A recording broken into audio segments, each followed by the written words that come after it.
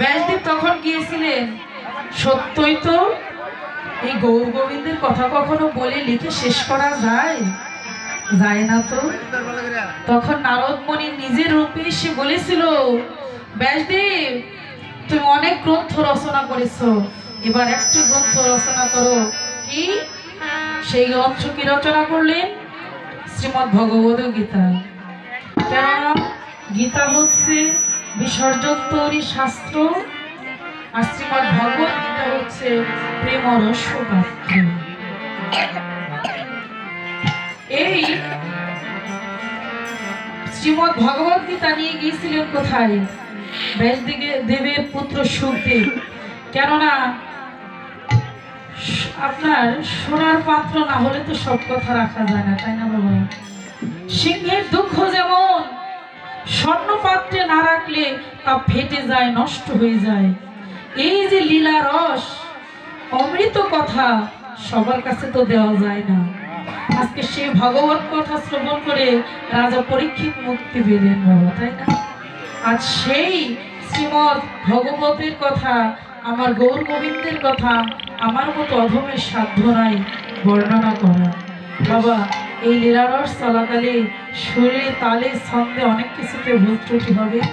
আজকে আপনাদের প্রান্তে দাঁড়িয়েছি, নিজ কন্যা ভগিনী সমজ্ঞানী, আমাকে ক্ষমার দৃষ্টিতে দেখবেন। জয় জয় নিতাই গৌর।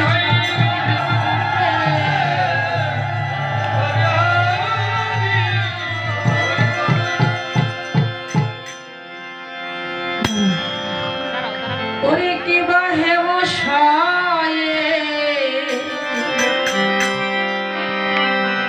পতি গোরা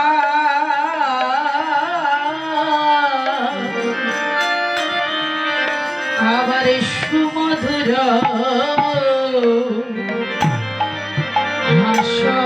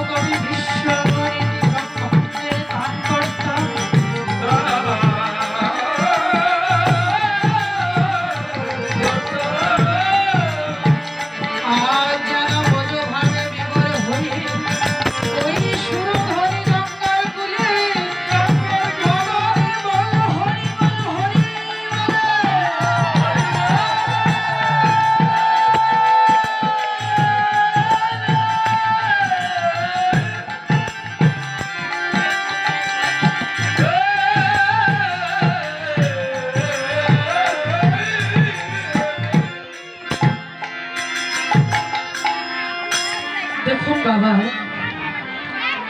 আমাদের চারি যুগ সত্য, ত্রেতা, দাপর, কলি। এখন এই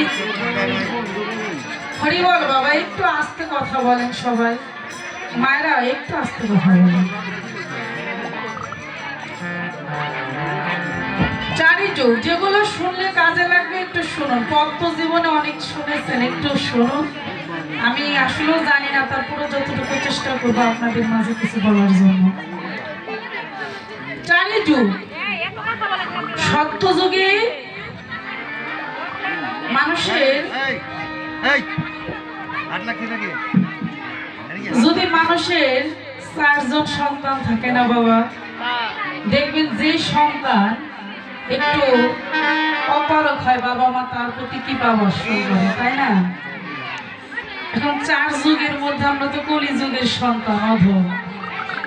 আমরা যতই অধম হই, ভগবান তো সেটা মেনে নিতে পারে না, কেননা অধম সন্তান আমরা। তাই আমাদেরকে উদ্ধার করবার জন্য প্রভু নিজেই এবার ভক্ত রূপে এসেছে, গৌর হরি যোগে।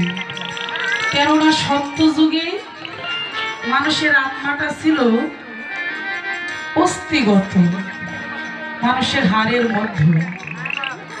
এ যুগে মানুষের ধর্ম ছিল যজ্ঞ করা, দান করা।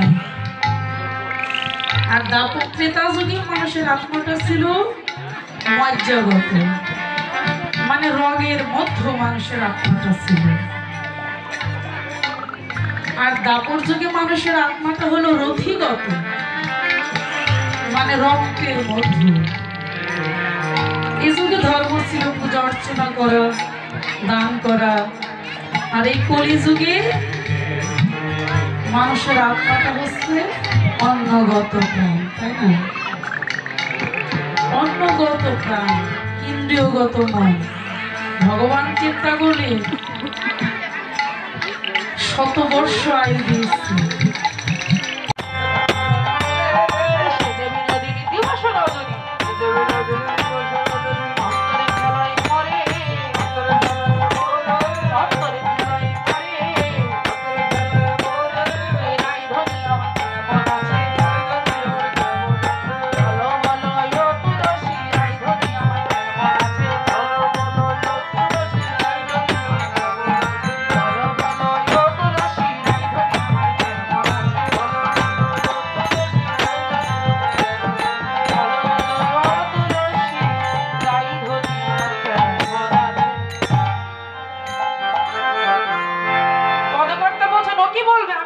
শোনো, সময়ও জানিয়া শেখরে আসিয়া, সময় জানিয়া শেখরে আসিয়া,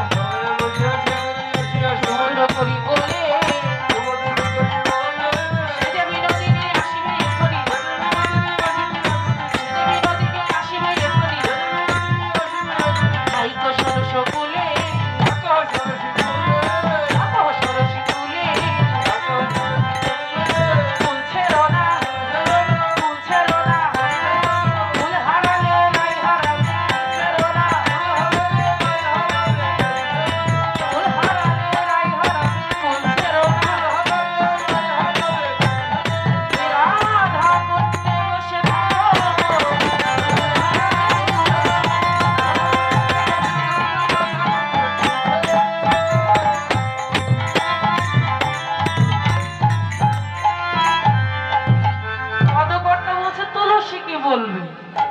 তুমি রাধা কুণ্ডে বসে থাকো।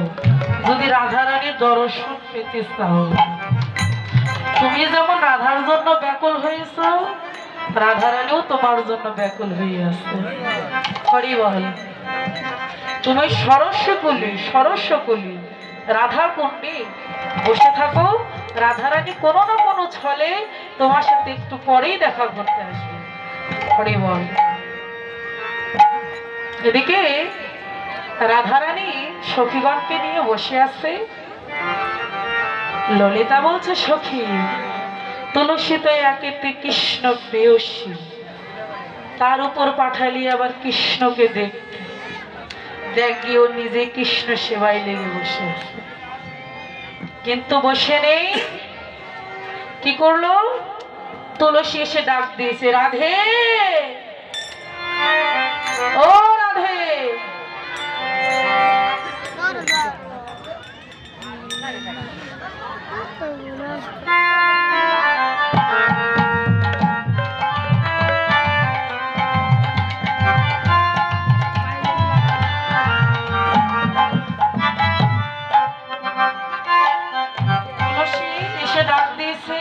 রাধা বলছে, তোরা কি বলিস?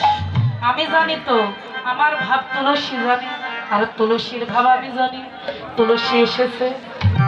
শোন, তুই তো দর্শন করতে যাবি, কিন্তু তোকে একটু ছল করতে হবে। কি ছল?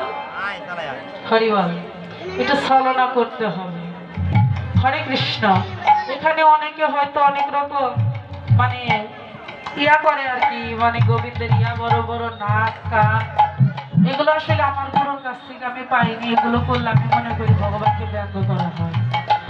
অনেকেই বলে মানে এই বনে বনে দেবতা আসছে, এই বড় বড় নাক ইয়া বড় বড় কান ফেলে দিলে চূড়ার উপর থেকে। আপনারা যদি বলতে বলেন বলবো, না হয় ভুল।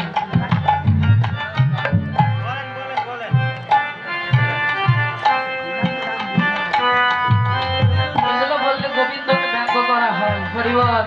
জয় নিতাই। ধর্মের জন্য এটা ভাবের জায়গা, আনন্দও আছে, কিন্তু ব্যঙ্গ করে আনন্দ করা উচিত না। হরে কৃষ্ণ। বলেন একটু ছল করতে হবে। এখন রাধারানী আর শ্রীকৃষ্ণ কি আলাদা? কেহ আলাদা নয়। বলে কি ছল করবি? বলছি মিথ্যা কথা বলতে হবে। এখন রাধারানী কি মিথ্যা কথা বলতে পারে? অনাদি আদি গোবিন্দের অর্ধাঙ্গিনী যিনি, অর্ধে বঙ্গ যায়। তাহলে কি বলবি? বলেছে আমি ভানু পূজা করতে যাব। নিতাই গৌর হরিবল। ভানু পূজা করতে যাবো বলেছে কেন? বিশ্ব ভানু হচ্ছে রাধারানীর বাবার নাম, তাই না? আর সূর্যদেবের এক নাম হচ্ছে ভানুদেব, আর আমার গোবিন্দেরও এক নাম কি শশী ভানু। তাই রথ দেখা করা বেচা একসাথে। হরিবল বলেছে সূর্য পূজা করতে যাব, ভানু পূজা করতে যাব, পূজাও করা হয়েছে, মিথ্যা কথা বলা হয়নি। তাই রাধারানী কাঁদছে, সাতস্বরের শ্বাসসারি বিনোদিনী, তাই না? চুল ছেড়ে কাঁদছে, কাদা বদন দেখে জটিলা চলে এসেছে। জটিলা যখন এসেছে বলছে তুমি কাঁদছো কেন? বলছে মা শোনেন, আমি নিশীথে স্বপ্ন দেখেছি আমার হাতের শাখা ভেঙে গেল।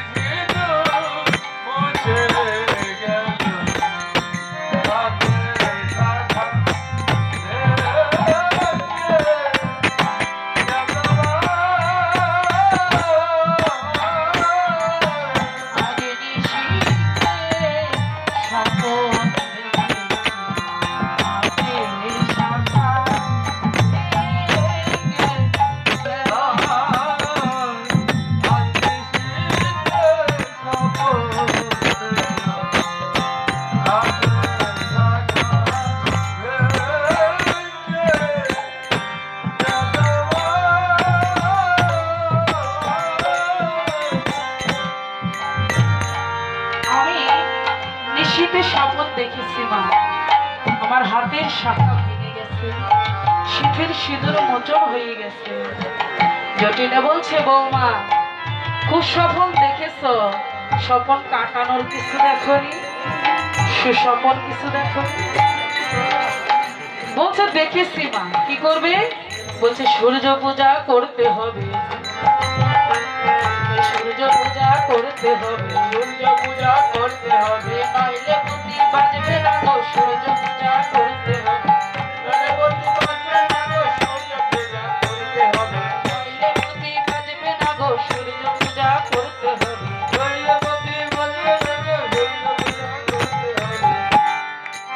সূর্য পূজা করতে হবে। যদি আমি ভানু পূজা করতে যাই তাহলে আমার পতির মঙ্গল হবে। হরিবল বলছে ঠিক আছে, সমস্ত কিছু গোছাইয়ে নাও, গোছাই নিয়ে সূর্য পূজা করে আসো। যেহেতু আমার ছেলের মঙ্গল, সন্তানের মঙ্গল কামনায় প্রত্যেকটা মাই চায়, তাই না? হরিবল এখানে কেউ পশরা, ওই তো অনেক সখী আছে, সখীরা সব আসো, সখীরা যদি পশরা সাজায় নিয়ে থাকো আসো। হরিবল আর সূর্য পূজা কি কেউ উপবাস আছে এখানে? সূর্য পূজার জোগাড় নিয়ে আসো সবাই। এখানে কি কেউ উপবাস আছে? কেউ কি রাধা কৃষ্ণ সাজবে? যদি কেউ রাধা কৃষ্ণ সেজে থাকে বা অনেক জায়গায় আসে তো সখীরা আসে, তাহলে আসো। আমি দেখতেও পাচ্ছি অনেক সখীরা সেজে বুঝে বসে আছে, না হলে সখীদের আবার মনে কষ্ট হবে। পরিবার শুধু সূর্য পূজাতে আসতে হলে সখীদের শুধু আসলে হবে না, পূজার জোগাড় সবই আসে। আচ্ছা পূজার জোগাড় কিন্তু সবই আনতে হবে। হরিবল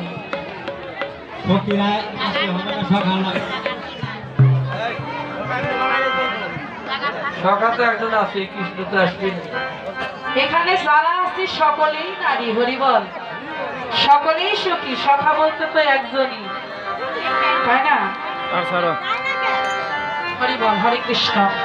আমার সখীগণ এসেছে, এবার সখীগণ সমস্ত পসরা সাজালেন কেমন ভাবে? তুলসী বচনে সব সখীগণ, তুলসী বচনে সব সখীগণ, তুলসী বচনে সব সখীগণ, তুলসী বচনে সব সখীগণ, প্রিয় বচনে নানাই উপায়, দেব বুঝিবার তারে, বুঝিবার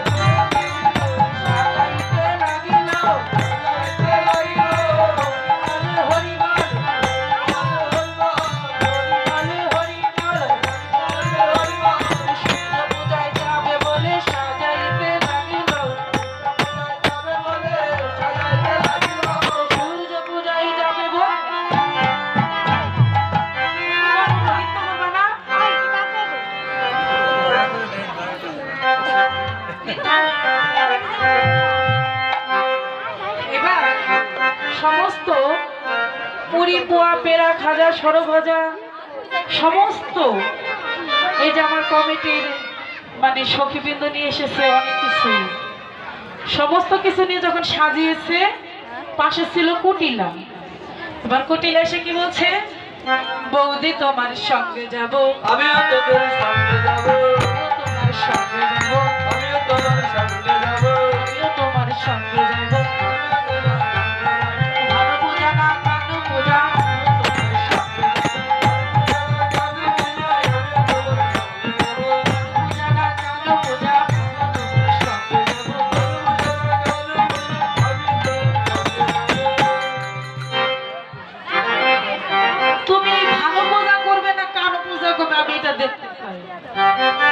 আমি তোমাদের সঙ্গে যাব।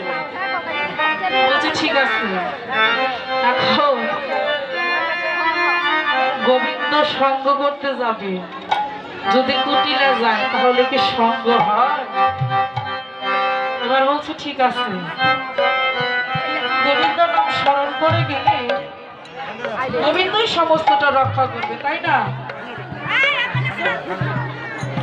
তাই সমস্ত সখীগণ পশরা সাজিয়ে সূর্যদেবের নামে ধ্বনি দিয়েছে, সূর্যদেব প্রীতি হরি হরি বলো।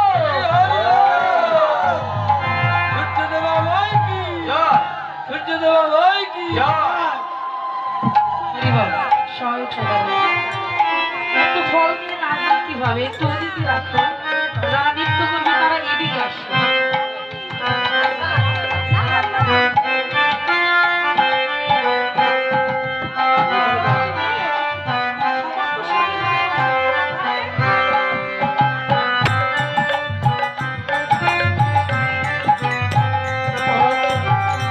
চলো আজ চলুন রে, চলো রাধা বিনোদিনী,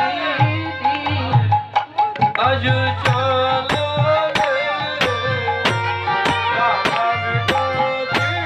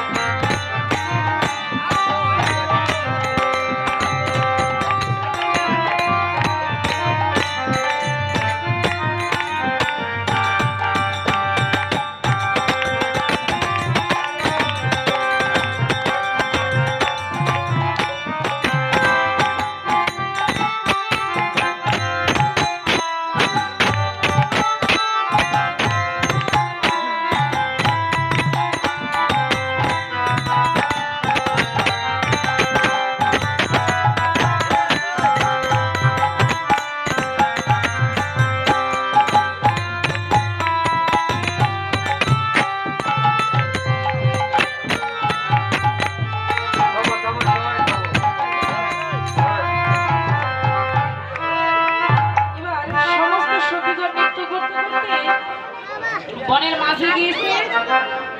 এবার কুটিলার কুটিলাকে তো সরাতে হবে, তাই না? তাই ভগবান এবার তীব্র গন্ধ সৃষ্টি করেছে। এখন ওই তীব্র গন্ধ কুটিলার নাসিকা দিয়ে প্রবেশ করা মাত্র কুটিলা আর থাকতে পারছে। কুটিলা বলছে ঠিক আছে, আমি তো কম। উত্তর সাইডের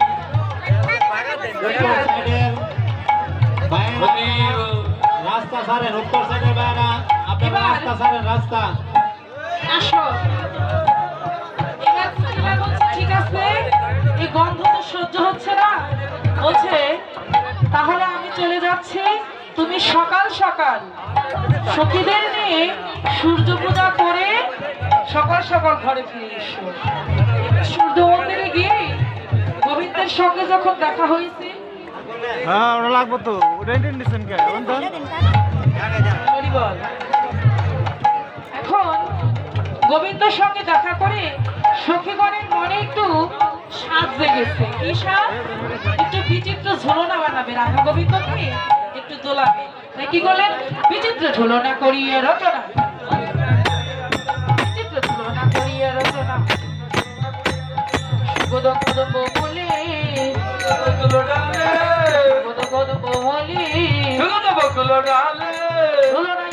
নাগর নাগরী আসিয়া বসিল রঙে, আসিয়া বসিল রঙে, আসিয়া বসিল রঙে, আসিয়া বসিল রঙে।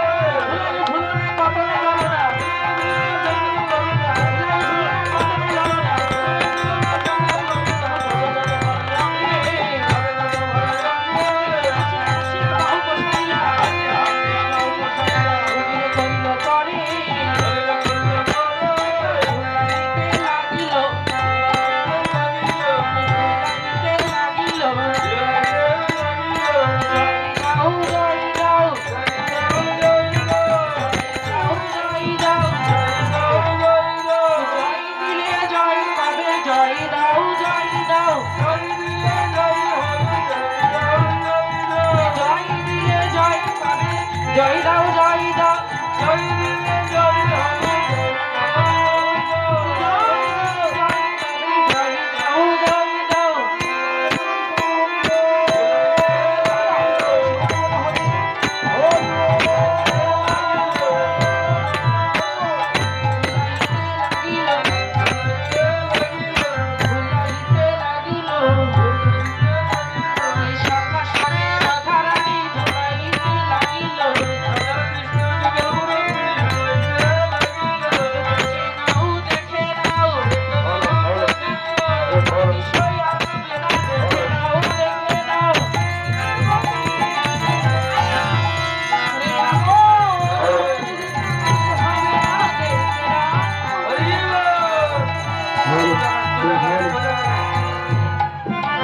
রাস্তাটা ক্লিয়ার করেন, এই দিকে রাস্তাটা ক্লিয়ার করেন। আপনারা যারা দাঁড়িয়ে আছেন তারা বসে যান, বসে। দয়া করে আপনারা বসে যান, বসে যান। এবার রাধা কৃষ্ণকে যখন মহিলার এক সাইডে যান, পুরুষ এক সাইডে যান, এবার আর রাস্তাটা ক্লিয়ার করেন। ঝুলনায় ঝোলানোর পরে এদিকে মহিলারা ওদিকে যান, আর ছেলেরা সবাই দিকে যান। মনের আনন্দে নৃত্য করছে। নৃত্য গীত করতে করতে এদিকে জটিলা এসে, জটিলা ভাবছে সেই কখন গেল, এখনো তো এলো না, তো আমি একটু এগিয়ে গিয়ে দেখি। এবার ললিতা সখী বলছে রাধে, দক্ষিণ সাইডে ওই দেখ জটিলা বুড়ি এসেছে। এবার বলছে ঠিক আছে, এখন আমরা সবাই মিলে সূর্য পূজা করতে যাই। আপনারা বসে যান। সমস্ত সখীগণকে নিয়ে ভানু মন্দিরে প্রবেশ করেছে। এবার যখন ভানু মন্দিরে প্রবেশ করে সূর্যদেবের নামে ধরে দিয়েছে, সূর্যদেব বিধি হরি হরি বল।